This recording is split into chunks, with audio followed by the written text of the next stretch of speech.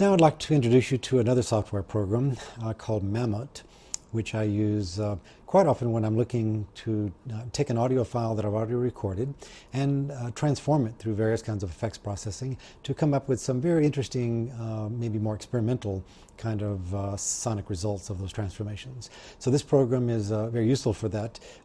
Here's the website to get access to it. It's at the Norwegian Center for Technology and Music in the Arts is the one who developed this, and they have a number of programs and courses they offer and activities. Very great center there in Oslo, I believe. So if you look at their website and you go over to Research and Development, the drop-down menu, and you go to the software section, it will take you to this page. There's a list of software that they are currently supporting and developing. I'm going to scroll down a little bit to get to Mammut, which is here. This one is been in production for quite a while. I think it came out, at least the latest version, in 2005, but I think they were developing it back in the late 90s. So it's been a very stable program and has a lot of users around the world. And you'll see here it is for Linux, Mac, and Windows as well. So what it does an FFT of the whole sound, meaning a fast Fourier transform of the whole sound. And it really gives you a very robust list of different effects processings to transform the sound with that. And so if you click on this Read More button here, it will take you to the primary Mammut page, which has a description. This is the interface that you'll be working with, which I'll pull up in just a second, and a little bit more about the description of it. Here you can pull up a help screen as well as download for Mac or Windows, or if you need to the Linux version, you can go to the source code here. And then there's another picture of it.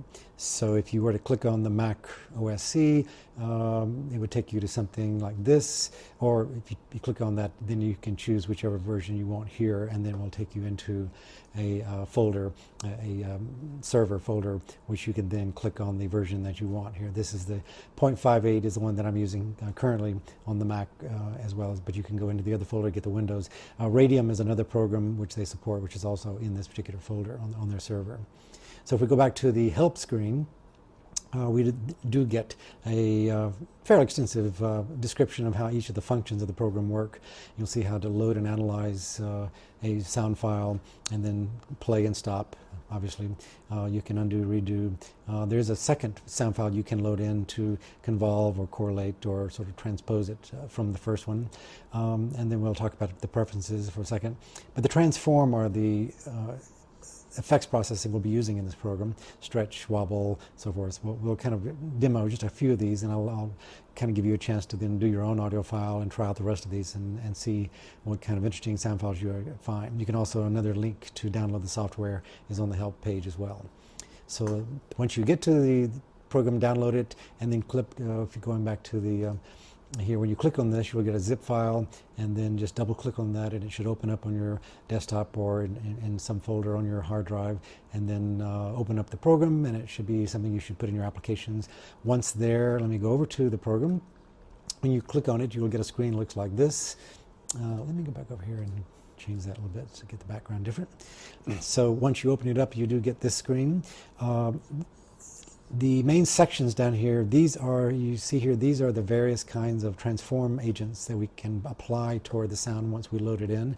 And then each one has a number of variables that we can adjust, which gives us a lot of different possibilities of things that we can do to the sound. Here's your start and stop, obviously, and this will be a sort of demonstration of the sound file as it plays across. Each time you do a transform on this, it will create another version of it, and you'll see this number increase. So each time you click on one of these and process it by hitting the Do It button, then it will move to the next version. If you want to step back, then you just keep hitting the backward button to go back to the original or to the transform version of the previous version. If we hit the About over here, that takes us to just more information about who made the program as well. Then the preferences, you would set your preferences. Your audio preferences would be where you need to just set up what you have as far as the input. I'm sending this currently to my audio device to a Soundflower application, which allows it to then be recorded into the screen capture that I'm using to record this with. But you would probably set it to your internal sound card or to an external interface if you haven't plugged into it.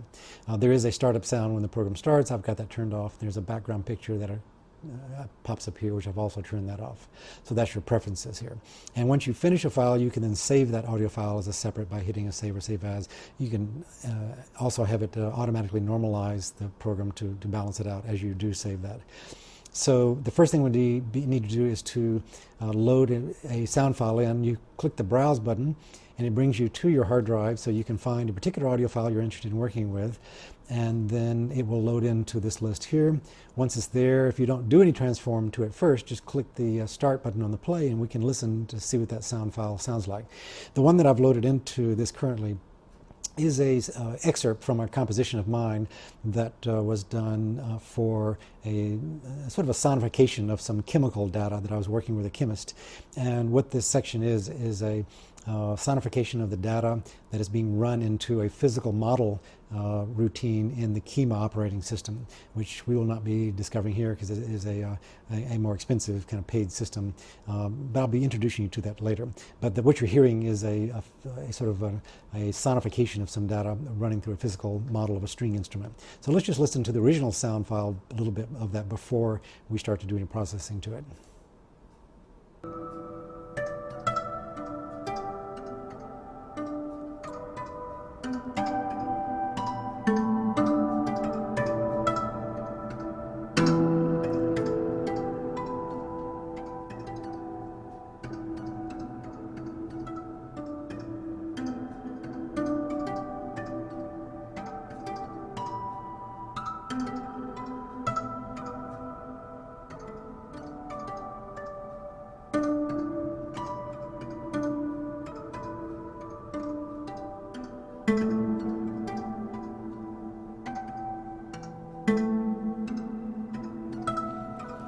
So you can hear most of the work is sort of a coleño effect on a string instrument where you almost throw the bow against the string is the impact we're hearing there. So now with that as the sort of the background, let's see what we can apply some of these. One that I just happened to click on is spectrum shift. So let's try this one out, and I'll do a different value for that a couple of times so you can hear how each change of value will sometimes drastically, sometimes subtly change the impact of that. So once you set the variable, then hit the do it, and then it will create a new version of that. So then hit the start.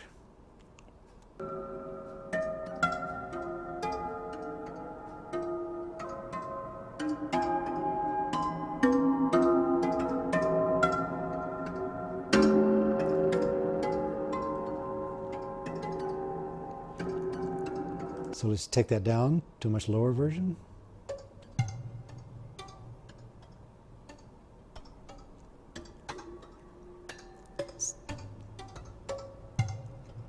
So here in that one, we've gotten rid of much of the resonance of the spectrum and only are getting the initial few milliseconds of attack of the sound. Let's try a little bit higher than the original and see what this does.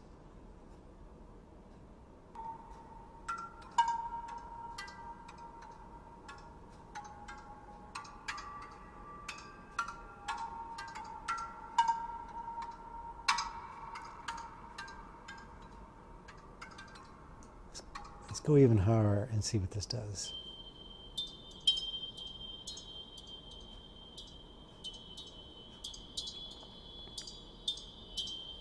So you can see each time you do it, it really creates a very different kind of resonance for that.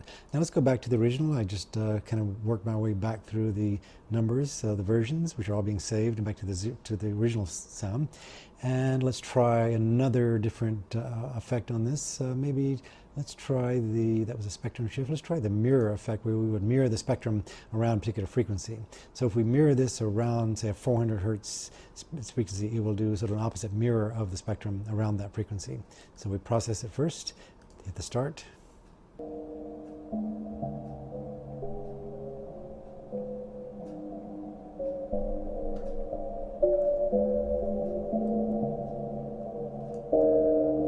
Let's try a little bit higher frequency.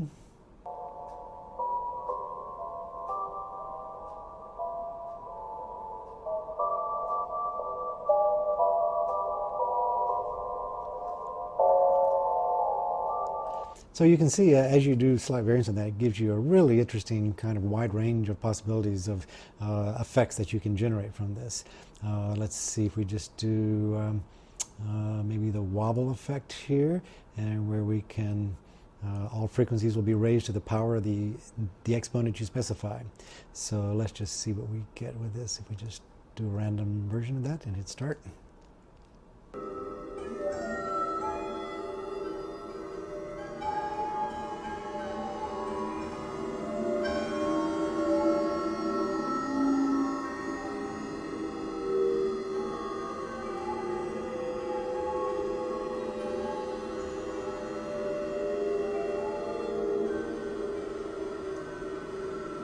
And a higher frequency.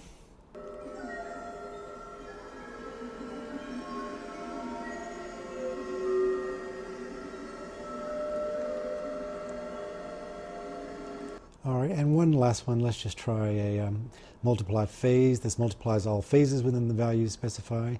So let's try the number 1 for sec. Let's go down a little bit lower and below 1 and see what we get. Process it first, then hit start.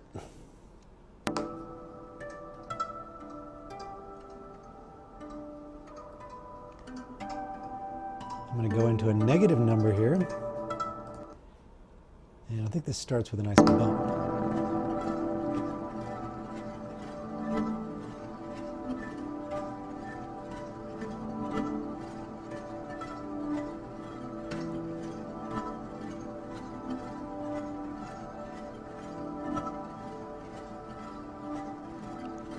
So you can tell some really extraordinary kind of variations can emerge from playing around with this file. So what I would recommend doing is taking any audio file you've got and just clicking and doing a lot of different transforms of this, saving each one, giving you a database of interesting kind of variations on the sound file you're working with.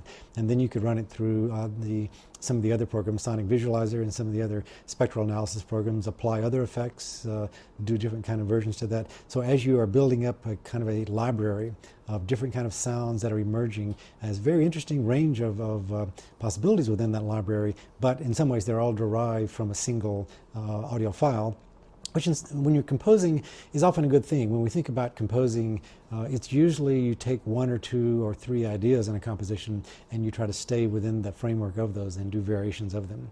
So in classical music, that's sort of a standard procedure where you have 1 or 2 themes and then you develop, or you have variations on those, or you have transformations or different kind of versions of that. So the idea of an organic relationship of a single idea and variations of that is an important part of how people who compose and do sound design work from that sort of premise of having a lot of the material that is related back to a single thematic source, or in this case to a single audio file source. So Mammut and all these programs can give you a lot of the variations there. So have fun with Mammut, and we'll sort of see what else you can do with some of the other programs later.